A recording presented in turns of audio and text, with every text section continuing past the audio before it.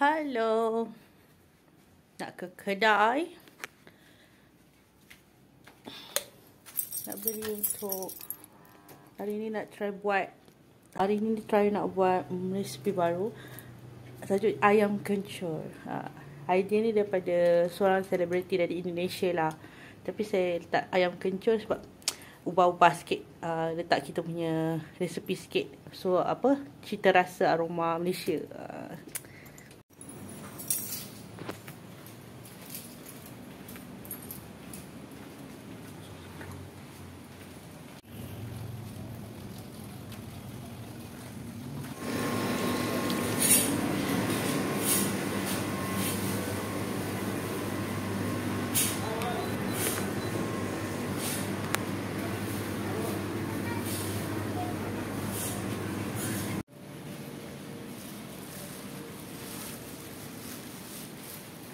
Ayam dah dipotong kecil. Kita ada bawang putih, serai dan lengkuas. Semua ni kita potong kecil-kecil dan akan kisar ya.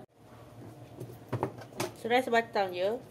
Bawang putih pun dalam 2-3 ulas gitulah. Bergantung pada berapa ayam tu nak dimasak.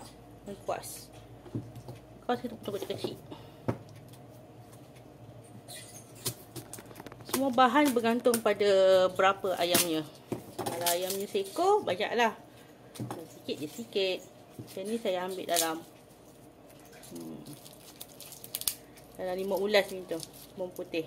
Siapa suka bawang putih boleh tak banyak lah. Tak suka boleh tak sikit. Okey. Siap.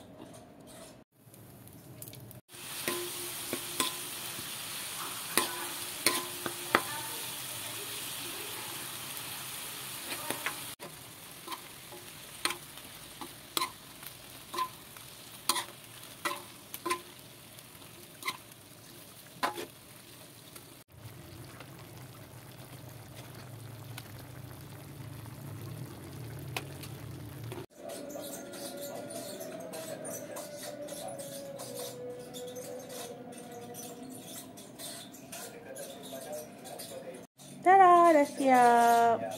Kita punya ayam kencur. So tambah sedikit.